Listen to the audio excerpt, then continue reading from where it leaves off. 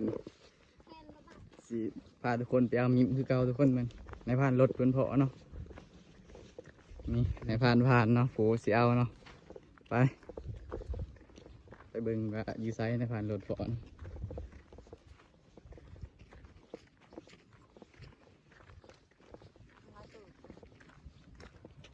น้องตัวนี้ก็ยังร้ายได้ป่ายังบ่อนยังแหลงโอ้มันเลยสิเบิร์ดเลยมันอยู่ในตุ่มแต่ว่ามันกุยร้ายน้องกันใกล้เติบแล้วนายพาดรถเห็นฮะ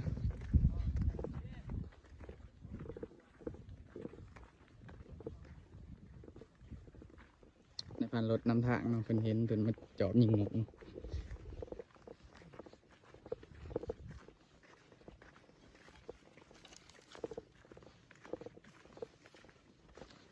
แดดเลยทุกคน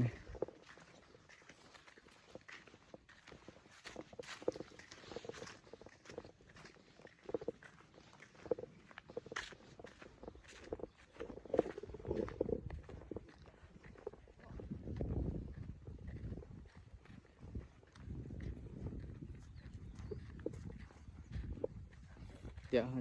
ไปเบิ่งว่าหางมันสิใหญ่ไหมทุกคนตอนนี้เราก็มาเหาะเครื่องทางแล้วทุกคน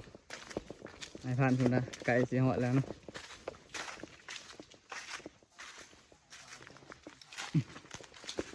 เส้นทางไปกับหยางเลยทุกคนก่อนทางที่จะว่าพกเนาะ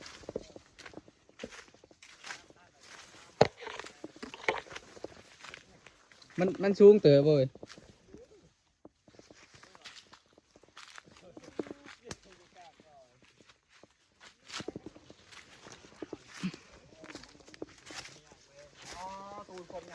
เดี๋ยวเราจะไปเบิ่งกันทุกคนโอ้เป็นวายใหญ่เลยทุกคนโอ้อยู่กลางกอเลยทุกคนนี่ทุกคน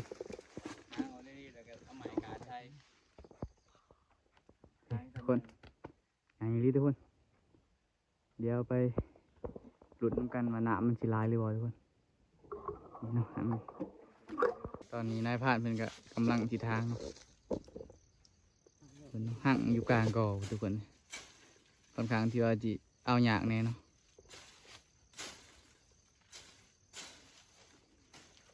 นี่เนาะนายพานรถนี่เราเป็นคนเพาะเนาะ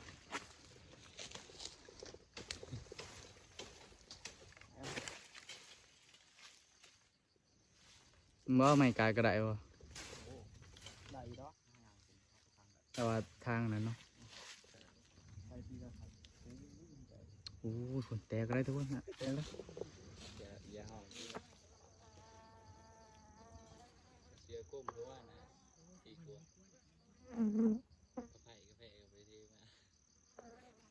แม่มันแตกเลยคนแม่มันแตกแล้วเดี๋ยวไปติดตามผสมตอนเอาออกทุกคนเนาะเพราะว่าแม่มันค่อนข้างที่จะโหดร้ายเนาะ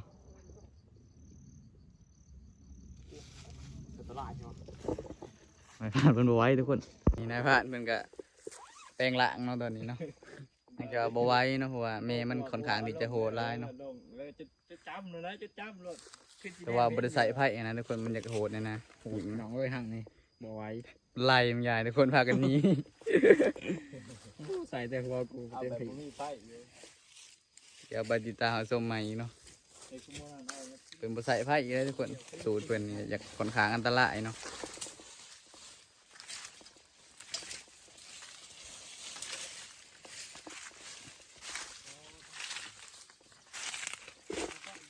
เนาะในผ่านมันกำลังทำการทางเนาะแต่ว่าเมย์มันนี่โหดทุกคน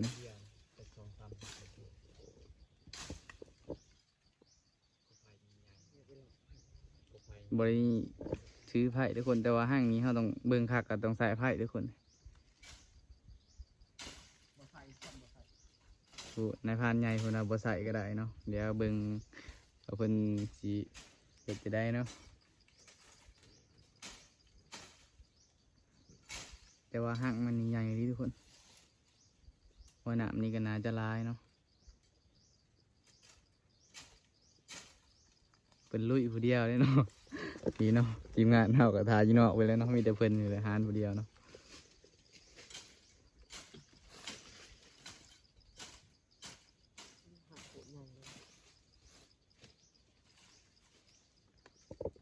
เดี๋ยวรอหลุดรอหับสมเหมือนกันเนาะ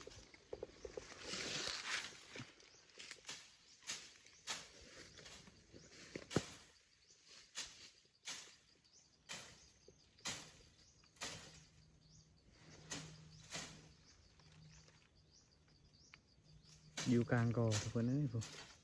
เอาหยาเหมือนเพื่อจีทางเนาะ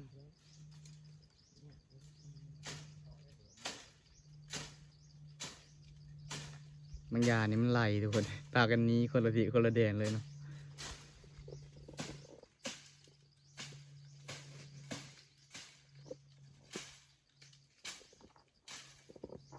โอ้แม่มันทุกคนเอ้ยโอ้ย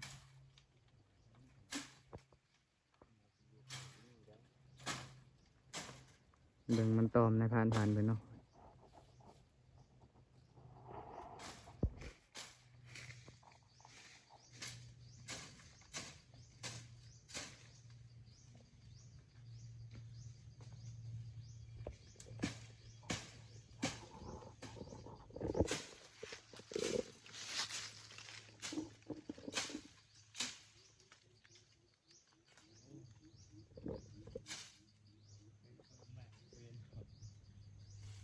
โอ้ตัวมา5 เลาะยิงนกตะบีบ่ในผ่าน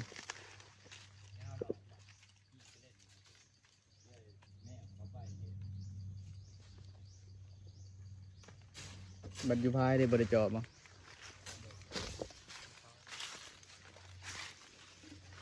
เจอกันในผ่านรถนอนในผ่านม้านได้เพิ่น ตัดใหม่นะมาใส่แล้วค่ะ ต้องใส่ใหม่กาดได้ทุกคนยังจะขึ้นได้นะเพราะว่าหางมันสูงเนาะ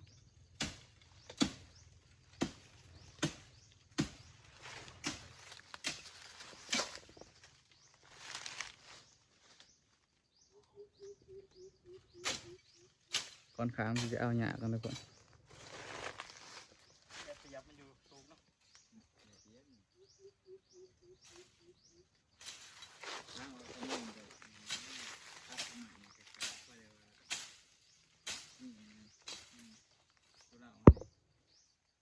ตอนนี้มันใส่ในผ่านเฮาเนาะ จะเข้มมาในผ่านมันใส่นี่ ใส่เดือน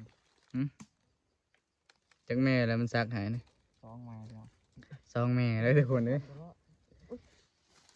มันยังตอมเพิ่นอยู่ได้ทุกคน ได้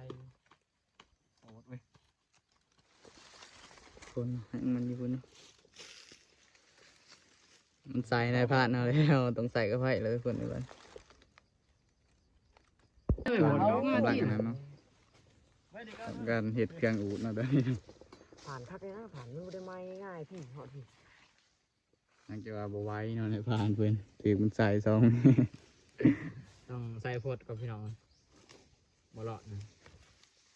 นี่เนาะอุปกรณ์ในการทำหยิบ ควัน เนาะ ขึ้นกันพี่น้อง ไปอัปเดตเรื่องอาการที่มันตอดมือเนาะ อ๋ออันนี้จะไฟขึ้นเนาะพอแล้วนะเอ้ย ในผ่านเบิกเจ็ดกำลังเนาะ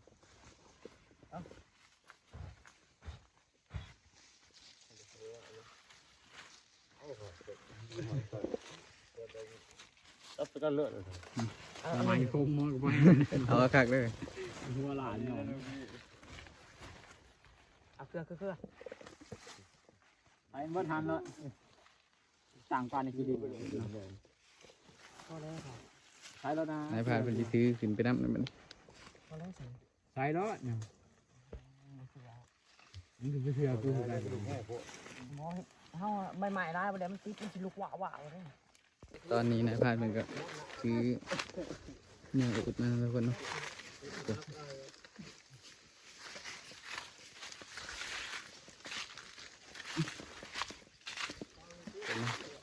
เอาตัดไหมขับมาเพราะมันอยู่สูงหลายทุกคน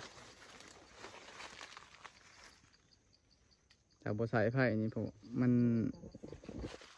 อันนั้นทุกคน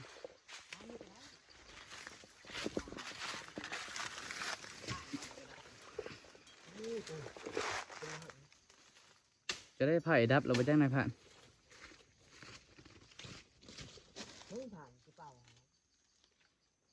ตัวเป็นยังไงกันครับ ไผ่บ่ถึงห่างมันสำได้ เป็นหักมันเอาไปเลย เป็นใส่ไผ่เนาะรอบนี้เนาะเพราะว่าบ่ไหว้เนาะแต่บ่มีไผ่เพราะว่าแม่มันแห้งนั่นนะทุกคนยามมันแตก เอาไปเลยไปเลย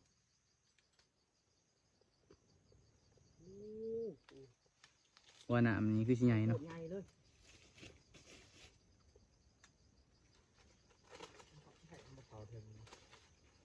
ถ้าว่าไผ่แห่งอันนั้นโพดนะ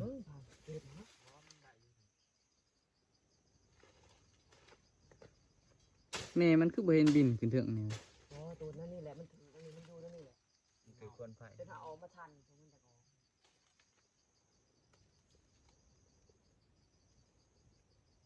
ไผ่อยากดับแล้วไปจังคือว่าบ่อยากกวน ลมมันตีกับพี่เลย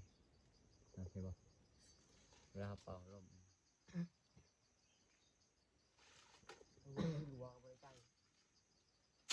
เดี๋ยวไปติดตามมาชมตอนนายผ่านเป็นเอาออกมาเนาะเอาออกมาได้แล้วทุกคนห่างบ่อยากงามบ่ได้เพราะว่ามันเอายากทุกคนนี่เนาะ โอ้หยาเลย นี่เนาะห่างนี่ว่าน้ำตอนนั้นเบิดทุกคน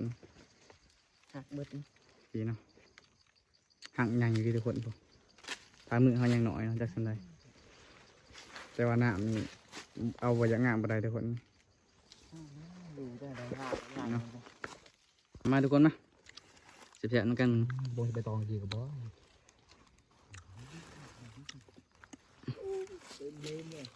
ทุกคนจำน้ำทุกคนเอาเลยผ่านมาจากหมดมาจากยังนอนตอมเนาะ ตัวแนว ใช่ในผ่านรถมาเตี้ยพวนคนได้ค่าใหม่เลยทุกคน ง่ายอยู่ นี่ก็จะเป็นหนามันโดยเฉพาะเนาะ นี่ก็บอกคักคนนี้กันเอาดีๆมัน ไม่คิดเนาะเนาะพักได้นี่บางมรดจับ มันขี้ไม่เครื่องตัดนะเขามันขับเก็บจน ไม่ตัว บ่ไหวเว้ยผมเนี่ย นี่ทุกคนลูกมันเนาะ ปลาหนามให้มัน เดี๋ยวจะจับหนามันเนาะนี่ทุกคน ขึ้นมาพันคอเลย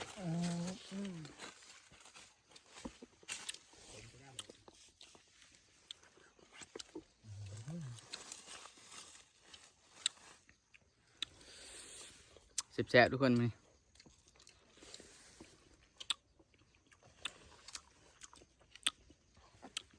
คลิปของเราก็จะจบเพียงนี้ทุกคนเนาะ